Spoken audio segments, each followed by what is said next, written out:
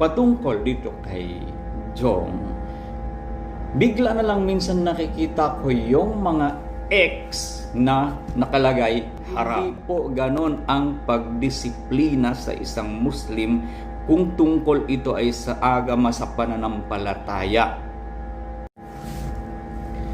Jong Madaliday at ang bashers. Okay, assalamualaikum warahmatullahi wabarakatuh. Magandang umaga po sa lahat. Konting usapin lang dito sa mga bashers ni, di ko naman, nakikita ko lang itong si Jong Madaliday sa nang siya ay nanalo na sa The Clash 2025 at ang nag-udyok sa akin gumawa nitong video dahil ako po ay nababahala doon sa habang napapanood ko ang mga videos ni Jong. Hindi ko siya kaano-ano, gaya ng nasabi ko, hindi ko siya kilala. Ngayon ko pa lang siyang nakikita sa social media. So pahintulot na lang po, Brother Jong Madaliday. Dahil ako lang po ay nababahala sa mga netizens. So let's say na lang Bangsamoro, bashers ni Jong Madaliday. Habang ako'y nanonood ng mga videos o kaya mga post sa social media patungkol dito kay Jong, bigla na lang minsan nakikita ko yung mga X na nakalagay haram. Ayan. Mga kapatid na Bangsamoro, hindi ba pwede maging open naman muna tayo minsan? At mag-iisip muna tayo bago tayo magpo-post ng mga bagay na ikakabahala, ikakalungkot ng ating kapatid. Sa videong ito, sa mga napapanood ko tungkol dito, actually, medyo related lang ako kasi siguro, Brother Jong, kung hindi ako maaga nakapag-aral ng Islamic Studies, umalis sa amin at napunta sa mga iba't ibang area hanggang sa ibang bansa para mag-aral ng Islamic Studies, malamang hindi man ako nakarating sa narating mo. Pero kahit papaano, kahit sa bahay, sa barangay namin, pwede rin akong maging singer. Alam yan ng aking mga kaibigan. Pero dahil alhamdulillah maaga akong natuto na pag-aral ng Islamic Studies, so nabitawan ko at natigil ko, or di naman, kung di man siya natigil, sa akin na lang, sarili ko na lang paminsan-minsan na umuungol, kumakanta. Ayon.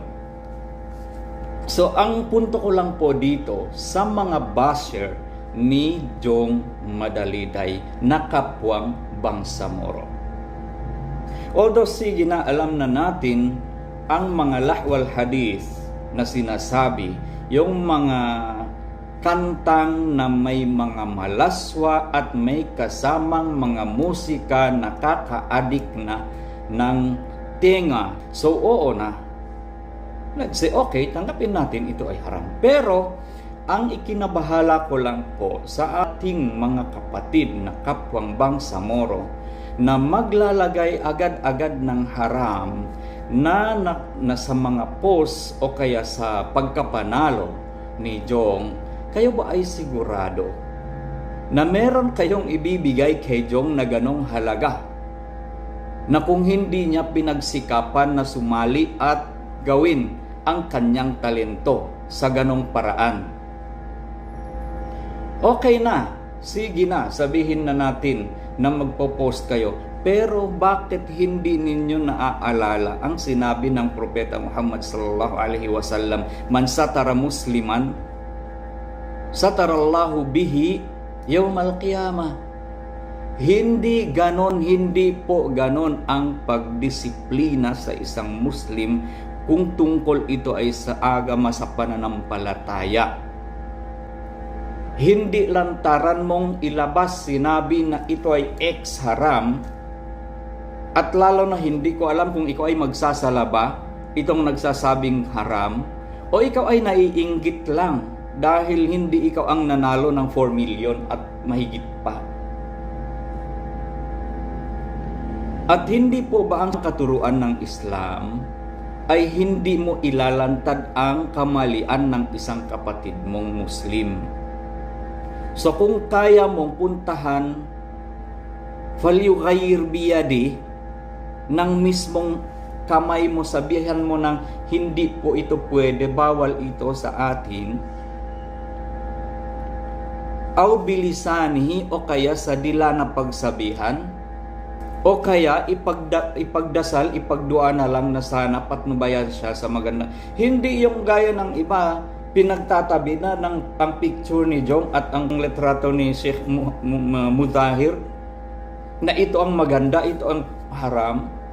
Bakit? Pareho ba sila ng skill? Pareho ba sila ng kaalaman? Pareho ba sila na kailangan na kari, maging readers ng Quran? Pareho ba ganun ang kapalaran nila para manalo? Para makaahon ito sa paghihirap ng pag-aral niya at pagpapaaral sa kanyang mga kapatid?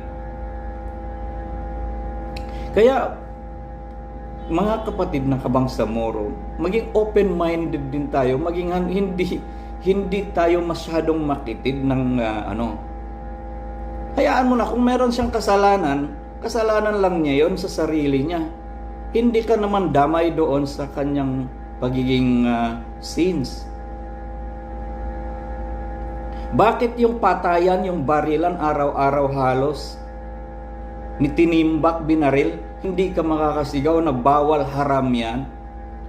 Yung milyon-milyong nakukuha ng mga taong hindi para sa kanila, hindi mo masasabi, hindi mo maisigaw na haram na corruption yan. Kaya hindi po tama na pag kami nagkamali, lantaran yung i-pass, lantaran yung i-social media, lantaran yung ipakita sa karamihan na ikaw ang magaling. Agad-agad sinasa haram. Kuha nyo. Okay. So, yun lang po na sana, kung talagang kailangan mong, gusto mong pagsabihan ang isang kapwa na nagkamali, i-inbox mo, i-PM mo, puntahan mo, sabihan mo, hindi yung para lang sumikat ka rin sa social media. Mali nga rin ang ginawa mo eh. Subhanallah. At may mga bagay kasi minsan na hinaharam agad, na hindi mo pinag-aralan, ng hindi mo inaalam. Yon po, kaya magmasid-masid muna tayo bago magpo-post, maglalantad ng kamalian ng isang tao. So, yun lang po sana, Bro Jong, bilang isang kapatid, ipagpatuloy mo, ayusin mo ang iyong trabaho. Kung ikaw ay Muslim, sa oras na kailangan ng pagsala, magsala ka. At kung may paraan, magbibigay ka ng zakah, magbibigay ka ng sadaka, yan ang ikakatulong sa iyong trabaho. At sa iyong swerte na yan, sabayan mo ng mabuting gawain, dahil ang hasanat yudhibnas sayyiat. Ang mga kabutihan na ginawa mo, buburahin niya ang mga kasalanan mo. Yun lang po, as long as kung ikaw ay Muslim, pagdating ng oras ng sala, hanggat may paraan, magsala ka. Kung meron kang nakalaktaan, magsala ka after then. Huwag mong pansinin ang mga bas ng mga taong walang iniisip kundi kamalian ng iba.